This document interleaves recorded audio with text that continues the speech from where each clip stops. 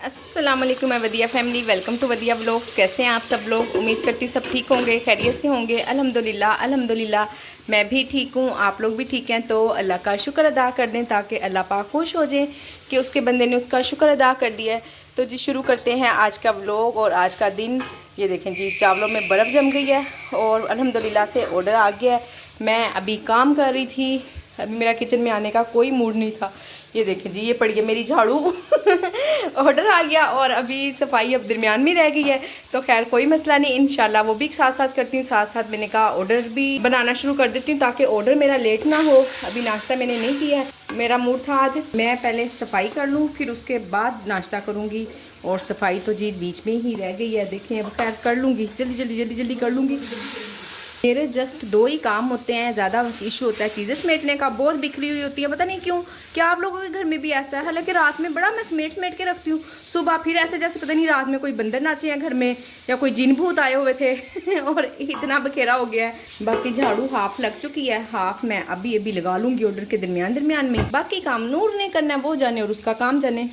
अच्छा अभी ना इसमें बर्फ़ जमी हुई थी तो ये मैंने फ्रीज़र में नहीं रखे हुए थे राइस, फ्रिज में ना पीछे एंड पे रखे गए हैं तो खुद ब खुद ही बर्फ़ जम गई थी। और अब देखिए मैंने इसको एक दो पानी से निकाल लिया है, बिल्कुल ठीक हो गए हैं। बाकी कल के भीगे हुए राइस हैं, पानी मैं कम ही डालती हूँ, मुझे अंदाज़ा है। जाहिर है आप लोग भी बनाते होंगे, सबको किसी ने अपने जैसे रेसिपी तो कुछ सीखनी नहीं है। माशाल्लाह इससे इतनी एक्सपर्ट मेरी बहनें हैं, वो तो बस मुझे सुनने आती हैं और ये देखने आती हैं कि काम के साथ साथ खुश कैसे रहा जा सकता है। तो खुश रहा जा सकता है जी बहन, कुछ मसला नहीं है, ऐसा काम ही है, कोई जाप थोड़ी ना है। ये ले जी, आप लोगों की फरमाइश पे बेसन की रोटी की पूरी रेसिपी भी बता रही हूँ और कैसे बनाती हूँ।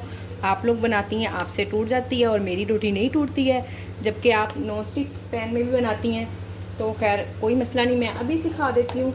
ये कौन सी कोई बड़ी बात है, छोटा सा काम है, हम कर लेंगे। दूसरा प्लेन नमक मैं नहीं डालती हूँ इसमें, काला नमक ही डालती हूँ, ज़ीरा। और ज़ीरा भी मेरे पास ख़त्म हुआ है, निकालने वाला है, चले कोई मसला नहीं, उसके बगैर भी बन जाता है। मिर्च भी आप अपनी मर्ज़ी के मुताबिक डाल लें। सूखी मेथी डालती हूँ थोड़ी सी, बड़ा अच्छा टेस्ट आता है इसका। जितना भी साफ़ कर लो ना कोई चीज़ रह ही जाती है इसमें।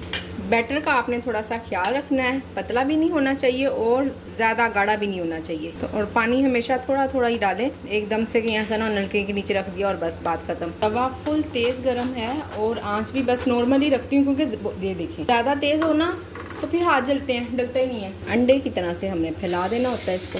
इसकी मोटी रोटी भी ना अच्छी नहीं लगती है, पतली होनी चाहिए। मोटी रोटी हमेशा अंदर से कच्ची रह जाती है, चाहे जितना मर्जी हम उसको पका लें जला लें, जो अंदर से कच्ची रहेगी है ना वो अंदर से कच्ची ही रहेगी। बिल्कुल सेम जैसे अंडे की तरह से बनाती है ना, बस यही सोच लें कि आप अंडा ही बना रही हैं। उसी की टाइमिंग का हिसाब रखना है, इसको पलटने में, फैलाने में, कहीं से मोटी ना रहे रोटी जी। मसला वैसे आपका ये था कि टूट जाता है और आप कह रही हैं कि तवे पे तो बिल्कुल भी नहीं बनता। तो ये देखें जी, इसको जब 1 से 2 मिनट के बाद ना खुद ही पता चल जाता है। ये देखिए मैंने कोई इतनी स्ट्रगल नहीं ना की, इसने खुद ही तवा छोड़ा हुआ था। ये लो जी, ठीक हो गया। आँच अभी कम ही है तो थोड़ी देर के बाद जब मुझे ज़्यादा जल्दी होती है ना, मैं इसके सर पे खड़े होकर आँच तेज़ करके इसको जल्दी दबा के बना लेती हूँ जब जल्दी होती है।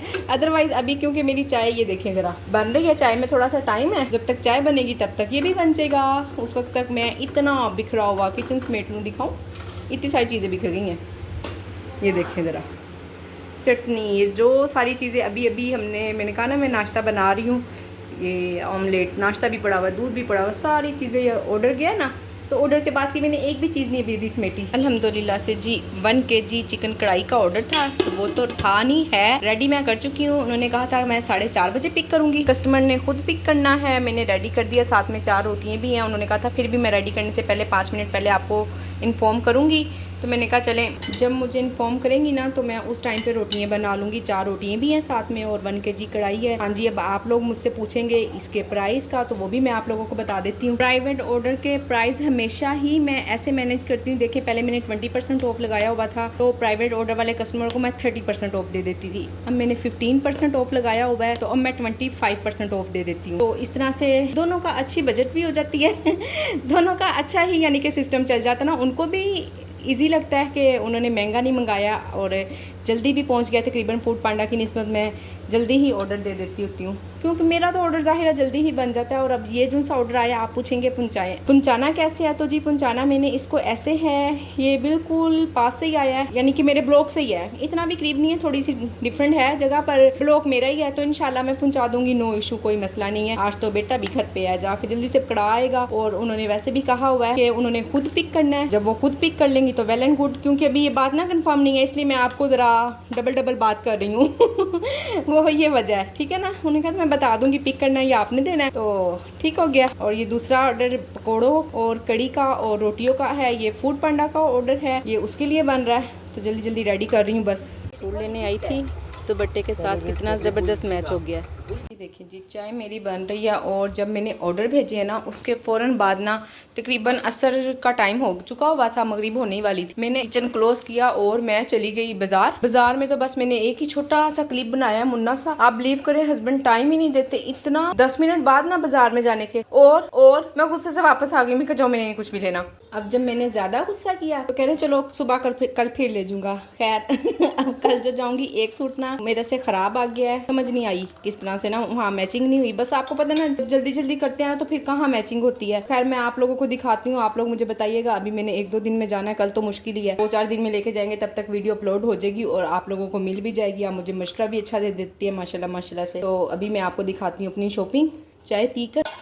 मैंने कहा चले अब मान गया तो ना मैं इनको चाय के साथ कुछ ना कुछ खाने के लिए दे देती हूँ, ठीक हो गया ना बाकी किचन बड़ा मैसी हो रहा है, कुनैन ने साफ़ करना है, वो साफ़ कर लेगी, मैं थक गई हूँ, मुझ में अब इतना हिम्मत नहीं हो रही है कि मैं किचन को भी साफ़ करूँ। ये देखें जी, ये ना मेरे पास निशात लीलन का दुपट्टा रखा हुआ था, साथ मैंने ये वाला सूट मैच कर लिया, काफ़ी पुराना है, बस यूज़ नहीं किया, लोन के सूट के साथ था ना, तो बिल्कुल आपको पता है इस्तेमाल होता नहीं, और सूट इतने मज़े का था, इतना पुरस्कून और ये ना मुझे ज़रा हार्ड सा ऑर्गेन्जा का दुपट्टा था, बड़ा इरिटेट करता था इतनी गर्मी में। मैंने कहा चलें सर्दियों में इसके साथ कोई सूट बनाएंगे, तो अब मैंने शादी आ लिया हुआ है जी। देखें अब आप लोगों ने बताना है कि कैसे का मैच हुआ है। और एक सूट और दिखाती हूँ जो मैं गलत भी कर आई हूँ। दूसरा सूट ये है, घर से निकली जल्दी, ये मेरे पास कपड़ा रखा हुआ था ना, इसका ऊपर पेटी नीचे ऐसे लगाना है, यानी कि ना ऊपर छोटी सी पेटी लगानी है, बड़ा प्यारा मैंने नेट पे सूट देखा हुआ है, उसका ना उस जैसा ही सेम बनाना है ना। ये वाला जो सूट का बेसिक कलर है ना मेन, ये थोड़ा सा गड़बड़ सी हो गई है, आपको मैं ऐसे दिखाती हूँ। देखें ये है ग्रे कलर, ठीक है,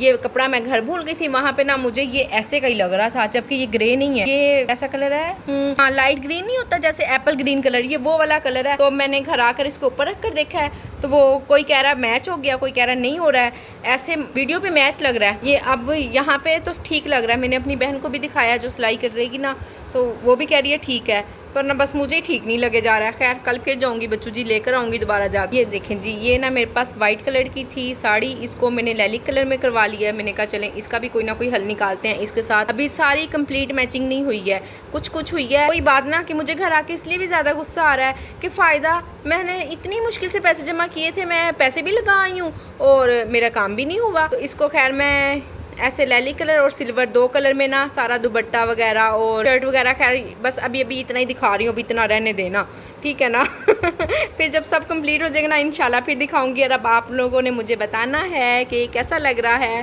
खैर मैंने ना ग्रुप में मैसेज किया था और अपनी बहनों से कहा था कोई ना आप लोगों के जो सिंपल से सूट है ना, आप लोग मुझे उसकी पिक्चर भेजें ताकि मैं कुछ आइडिया लूँ। और ये सारा आइडिया ना मुझे जितने भी कपड़े भेजे थे ना, ये उन्हीं में से मैंने लिया हुआ है, कुछ ना कुछ कोई किसी ना किसी सूट की एक चीज़ पिक की हुई है। तो अल्हम्दुलिल्लाह से इंशाल्लाह अच्छे बन जाएंगे। मुझे तो अच्छे लग रहे हैं, आप पता नहीं आपको अच्छे लग रहे हैं कि नहीं। तो खैर चलें जी, मैं वीडियो को यहाँ पे करती हूँ एंड, और उम्मीद करती हूँ कि आज की वीडियो पसंद आई होगी। वीडियो को लाइक शेयर और चैनल को सब्सक्राइब करें।